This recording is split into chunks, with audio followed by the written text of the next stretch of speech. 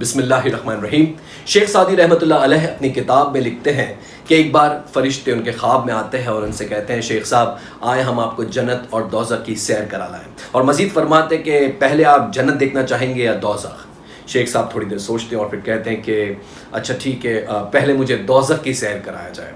جب وہ دوزخ جاتے ہیں تو کیا دیکھتے ہیں کہ ایک راؤنڈ ٹیبل ہے، آس پاس سب چیئر رکھی ہوئی ہے، کرسیاں رکھی ہوئی ہے، سامنے سوپ اور کھانے کا پیالہ رکھا ہوا ہے، اس میں ایک چمچ رکھی ہوئی ہے، اور ہر کرسی میں ہر چیئر میں لوگ بیٹھے ہوئے ہیں، لیکن اور سب نے وائٹ کلر کا جبہ پہنا ہوا ہے، وائٹ کلر کا پورے کپڑے پہنے ہوئے، لیکن ہر ایک کی حالت انتہائی بوسیدہ ہوتی ہے، انتہائی بدبو آ رہی ہوتی ہے، اور ہر شخص جو ڈھانچہ بنا ہوتا ہے، بالکل ہڈیوں کا ڈھانچہ بنا ہوتا ہے۔ وہ حیران ہوتے ہیں شیخ سعدی صاحب کہ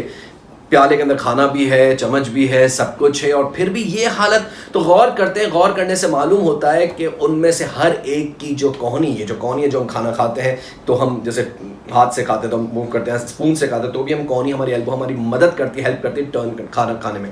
تو جو وہ کھانا کھاتے ہیں تو وہ ان کی جو کہنی ہے، ان کی ایلبو ہے، یہ ٹرن نہیں ہوتی اور اسٹریٹ رہتی ہے، تو لہٰذا جب وہ کھانا کھاتے ہیں یا سوپ پیتے ہیں تو وہ سیدھا چمچ کو سیدھا اوپر لے جاتے ہیں، اور وہ ان کے منہ پہ نہیں آتا، اندر نہیں جاتا، بلکہ سیدھا ان کے کپڑوں پہ گرتا ہے، ان کے زمین پہ گر جاتا ہے، تو لہٰذا ان کے کپڑے خراب، گندے، خود بوسیدہ، ہڈیوں کا ڈھانچہ بن جاتے ہیں، اور بڑی انتہائی بدبو آ رہی ہوتی ہے۔ شیخ سعدی حیران ہوتے ہیں اور فرماتے ہیں کہ اچھا اب جنت کی سیر کرائی جائے۔ جب جنت کی سیر میں جاتے ہیں تو کیا دیکھتے ہیں، حیران ہو جاتے ہیں کہ وہاں پر بھی یہی ماجرا، وہاں پر بھی راؤنڈ ٹیبل، وہاں پر بھی چیئرز، وہاں پر بھی سوپ کا پیالہ، وہی وائٹ کلر کے جبے، وہی وائٹ کلر کے ڈریس سب پہنے ہوئے، ہر چیئر پہ لوگ بیٹھے ہوئے،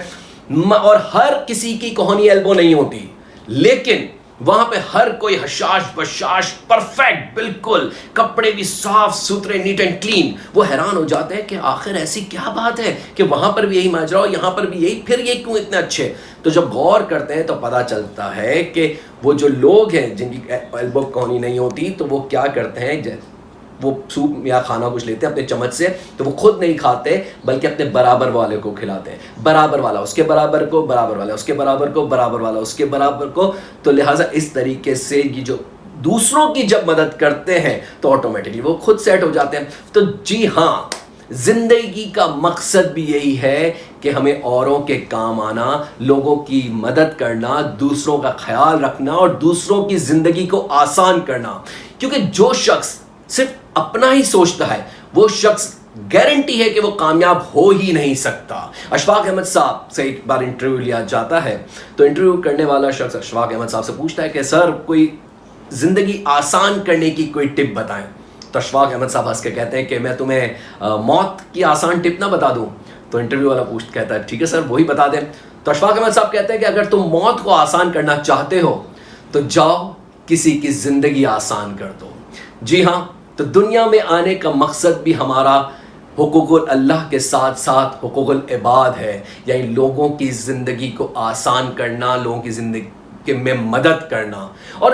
صرف یہی نہیں کہ ہم لوگوں کی مدد صرف مالی امداد سے ہی کر سکتے ہیں، بلکہ ہم خوش اخلاق سے لوگوں کی مدد کر کے، لوگوں کو اچھا کوئی جو ہمیں نالج ہو وہ مشورہ دے کر، مسکراہٹ سے، یہ تمام صدقہ جاریہ ہے۔ یہ موسٹ امپورٹنٹ جو لوگوں کے ساتھ ہم آسانی سے کر سکتے ہیں۔ اور ایک اور امپورٹنٹ بات کہ ہم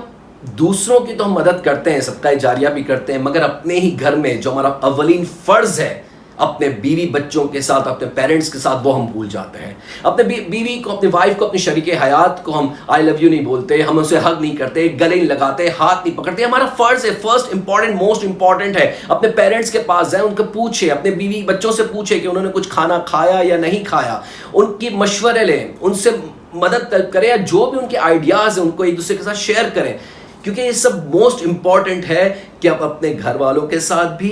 اسپیشلی اور دوسروں کے ساتھ بھی بہت اچھے رہیں۔ تو پلیز پلیز پلیز